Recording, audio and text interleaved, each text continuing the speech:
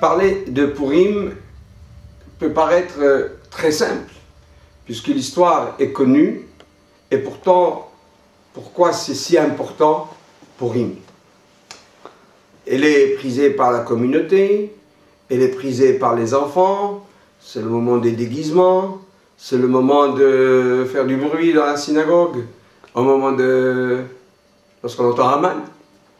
Et voilà que Purim reste toujours une fête qui s'est passée, malgré tout, en dehors d'Israël, juste au moment de la dispersion, la première dispersion du peuple judéen, au moment même où il y a eu la destruction du premier temple, et juste après la construction du second temple et le retour des Judéens sur leur terre. Et à ce moment-là, un certain Haman va mettre en émoi la communauté juive dans son ensemble parce qu'il est le premier à avoir créé l'antisémitisme moderne. Un petit peu comme son successeur actuel qui, comme par hasard, habite exactement dans l'ancienne Perse, c'est-à-dire l'Iran. On a exactement la même configuration. D'un côté, Haman ne demande qu'une seule chose, c'est de se débarrasser de Mordechai, mais il voudrait faire un carton sur son peuple. Il veut tout simplement les Hashmid, la Harog ou l'Abed et Kol HaYehudim. Cette notion de pouvoir faire porter le chapeau en quelque sorte, parce qu'un homme refuse de se prosterner sur l'ensemble du peuple d'Israël, malheureusement l'histoire par la suite va émettre que d'enfants illégitimes. Et le dernier en date voudrait faire mieux encore que Haman. Et pourtant, nous avons la solution. La solution, c'est encore par Mordechai. La Megillah nous dit « Ish Yehudi haya beshushan bira ».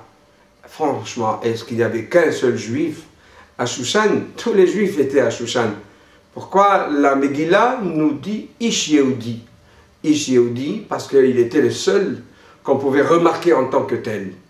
Il avait la prestance, il avait le visage, il avait la croyance, et il avait en quelque sorte tous les moyens pour qu'on garde, malgré la dispersion, ce que nous sommes, la fierté d'être.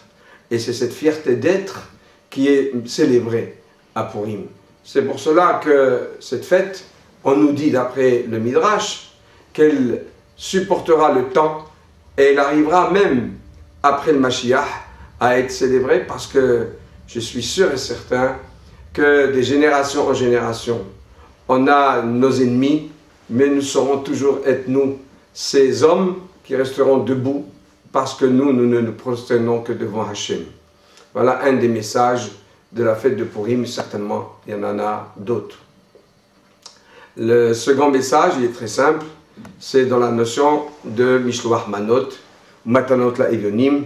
La solidarité juive, on la connaît, on la pratique, elle est notre sauvegarde, elle est notre chance. Purim Sameach.